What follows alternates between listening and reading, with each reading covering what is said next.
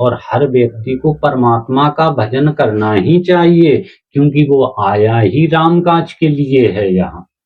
लेकिन हम संसार की मोह माया में पड़कर ईश्वर को भूल जाते हैं और नश्वर चीजों की ओर। महात्मा भी लोग क्या रोगी नहीं होते कि महात्माओं पे कष्ट नहीं आते? महात्मा तो ऐसे हैं जंगल में पत्ती भी खा के रहते हैं, भोजन भी नहीं मिलता है तो अपने जो राम सो राम।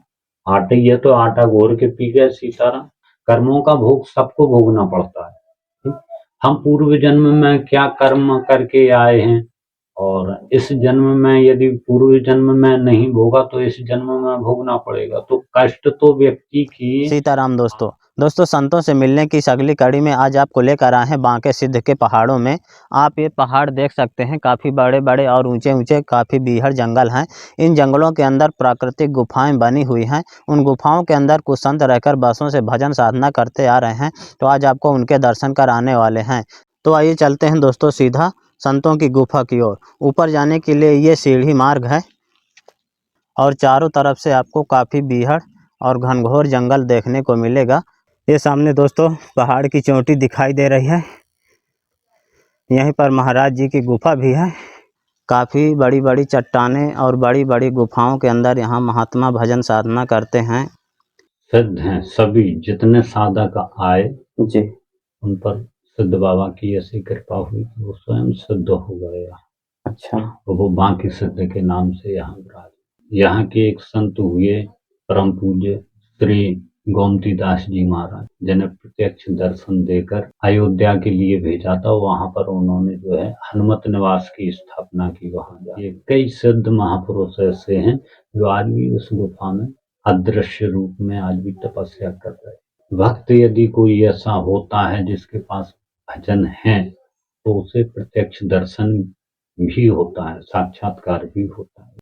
महाराज जी यहाँ खूंखार जानवर भी तो आते होंगे?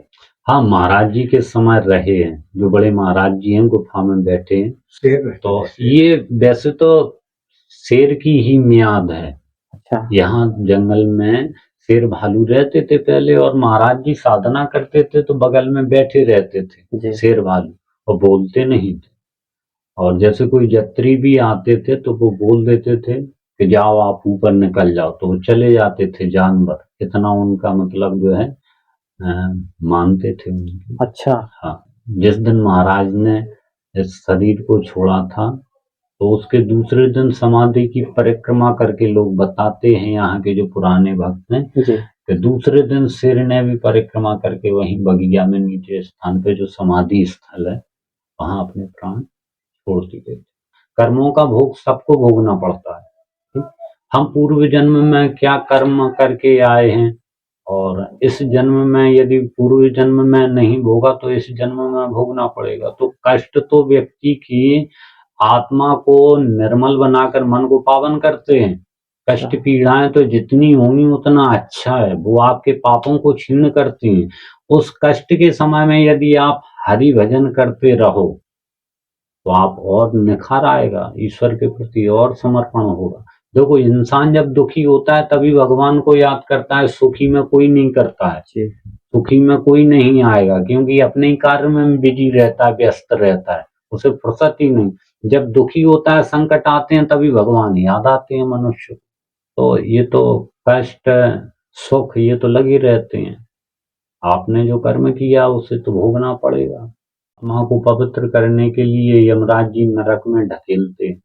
शनि महाराज दंड देते हैं कि व्यक्ति के पाप जो है कर्म किए इन्हें छीन हो इनके। तो वो तो अच्छे हैं, ये आत्मा की शुद्धि के लिए ही बनाए गए हैं नरक। महात्मा भी लोग क्या रोगी नहीं होते कि महात्माओं पे कष्ट नहीं आते? महात्मा तो ऐसे हैं जंगल में पत्ती भी खा के रहते हैं, भोजन भी नहीं मिलता है तो अपने जो राम सो राम। आटे ही है तो आटा घोर के पी गए सीताराम। बाकी दुनिया के लोग तो कामना करते हैं हमें अच्छा पहनने को मिले, अच्छा खाने को मिले, वाहन मिले। ये संत तो कभी नहीं करता है। जो राम सो राम, जो हमारा भगवान दे रहा है। फल आ गए तो फल खा लो, अनाज आ गया तो अनाज खा लो, नहीं है तो सीताराम जंगल में पत्ती है पत्ती खाओ। वो सुखों की कभी वो नहीं करता है कल्पना कि हमें सुख मिले। आप भक्त लोगों ने पंखे दे दे कूलर लगा दी तो महात्मा लोग बाको उपयोग कर रहे हैं, नैया तो ऐसे ही डले। अच्छा महाराज जी, संत महात्मा जंगलों में ही भजन साधना क्यों करते हैं? देखो संत कई कारण होते हैं उसके। एक तो घर पर क्या है कि घर पर रहता है मनुष्य तो हर व्यक्ति आशा रखता है जी ये काम कर ले बहन जी ये काम कर ले, घर के ही नहीं करन दे जी सबसे ज्यादा तो घर ही के काना परेशान कर दें। बच्चे हैं नाती पोता है तो बे अपने दिन को मुंह से ज्यादा रहता है ममता। फिर कोई कार्य यदि बिगड़ता है, खेती बिगड़ रही कि कछु बिगड़ रही, लड़ाई झगड़ा हो तो उसका चित्त वहां की ओर खींचता है, जी फिर परमात्मा में नहीं लगता। तो गृहस्थी मार्ग जो है वो नाना जंजालों से भरा हुआ है और वहां पर साधना नहीं होती। जब आप उसको छोड़ के एकांत में आ जाओगे या फिर घर पे ही, जैसे संत यहाँ सोच लेता है कि मैं मुर्दा हूं, मैं किसी के काम का नहीं हूं, वही संत साधना कर सकता है जो अपने आप को मुर्दा समझ ले कि मैं किसी के काम का नहीं। और साधना करके फिर वो इतना परिपक्व होता है, ईश्वर की कृपा इतनी होती है कि वो उसे, संत को करना ही समाज का कल्याण है, वो समाज के कल्याण के लिए ही साधना कर रहा है। घर पर ये सब नहीं हो पाता है, इसलिए वो जंगलों में एकांत देखते हैं, ईश्वर की कृपा प्राप्त कर समाज का ही भला करते हैं। और संत वचन पत्थर की लेखा, स्वयं विधाता के लिखे भाग्य निर्णय को भी बदल देते हैं। उनके तप बल में इतना सामर्थ्य होता है, तपस्या की है तो वो बदल देते हैं, आशीर्वाद दे देते हैं तो फलीभूत होता है। ईश्वर को करना पड़ता है क्योंकि ईश्वर तो ये कहता है कि मेरे भक्त का मान नहीं घटना चाहिए, भले मेरा मान घट जाए। तो महाराज जी, अब संत कैसे, मतलब मन में विचार आया कि कोई घटना? नहीं, कोई घटना नहीं, बस ये तो महात्माओं की कृपा है, उनकी संत सेवा ही हम पर, उनका ही आशीर्वाद है। कुंभों में जाते रहते हैं और संतों की कुटियों पे जाते रहते हैं तो उनसे सत्संग होता रहा तो मन उनकी ओर खिंच गया, चित्त खिंच गया तो आज उन्हीं के आशीर्वाद से, उन्हीं की चरण रज माथे से लगा कर आज यहाँ बैठे हैं उन्हीं के आशीर्वाद से। पर व्यक्ति यदि माया में, संसार में ज्यादा उलझा रहेगा, हम अपनी गृहस्थी मार्ग में इतने उलझ चुके हैं कि परमात्मा को याद ही नहीं करते। पति पत्नी पत्नी बच्चे संपत्ति में इतने लीन है कि चित्त में वही चिपके हैं, राम जी याद ही नहीं आ रहे तो अंत समय कहाँ से आ जाएगा।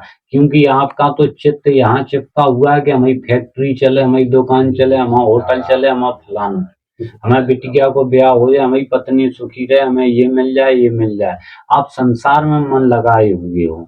और जो साधु हैं वो तो उनके मन में भी राम है, वाणी पर भी राम है, कर्म कर्म में राम है, इसलिए उनकी मुक्ति हो जाती है, उन्हें मोक्ष की प्राप्ति हो जाती है और वो अंत समय भी राम में लीन हो जाते हैं। कई ऐसे संत हुए जिनकी देह ही नहीं मिली लोगों को, मैं देह के जो है लोप हो गए। मीराबाई, तुलसीदास जी, कबीरदास जी, ऐसे महान संत हुए जो देह सहित। तो महाराज जी, मनुष्य जीवन का मेन उद्देश्य क्या रहता है? उद्देश्य तो हर मनुष्य जो आया है सबका उद्देश्य परमात्मा की प्राप्ति, धर्म कर्म से अपने परिवार शासन को चलाना, परिवार चलाना और अपने कार्यों को करते रहना, अपने दायित्वों को निभाते रहना। यदि गृहस्थ है तो उसके जो गृहस्थी के कर्म हैं उनको धर्म पूर्वक चलाए, और साधकों के जो कार्य हैं तो वो साधक इसलिए हुए परमात्मा की प्राप्ति के लिए, उनको भजन करना चाहिए। कोई किसान है तो वो खेती अच्छे से करेगा तभी तो पाएगा। सब व्यक्ति अपने अपने कार्यों को जिम्मेदारी से करें और हर व्यक्ति को परमात्मा का भजन करना ही चाहिए क्योंकि वो आया ही राम काज के लिए है यहाँ। लेकिन हम संसार की मोह माया में पड़कर ईश्वर को भूल जाते हैं और नश्वर चीजों की ओर दौड़ लगाते रहते हैं जो कि नाशवान है। हर व्यक्ति जब मृत्यु होती है तो चार आदमी कंधे पे लेके जाते हैं, कहते हैं राम नाम सत्य है, हैं? और सबको पता है कि एक दिन आदमी को जाना है तो खाली हाथ जाना है, कोई कुछ लेके नहीं जा। हर आदमी साधन को जुटाने में लगा हुआ है, साधन है और करोड़पति हैं, फिर भी उन्हें सुख नहीं है। आप जितने भी देख लो, 10-10 फैक्ट्री चल रही, करोड़ों अरबों पैसा, जिन्हें उनको भी पता नहीं कि मेरे पास संपत्ति कितनी, पर सुखी नहीं है। और एक संत जंगल में पड़ा है मस्त, और लोग उसके पास जा रहे हैं, महाराज आशीर्वाद दे दो, महाराज आशीर्वाद, क्योंकि उन्होंने वो रास्ता पकड़ा है जिस कार्य के लिए परमात्मा ने भेजा है। ईश्वरीय कार्य करते हैं, राम काज में लगे रहते हैं अपने मोक्ष के लिए। हर मनुष्य को मोक्ष के लिए प्रयास करना चाहिए। व्यक्ति को दूसरे को नहीं परखना चाहिए, आत्मचिंतन स्वयं का करना चाहिए, स्वयं को परखना चाहिए, मैं कौन हूँ।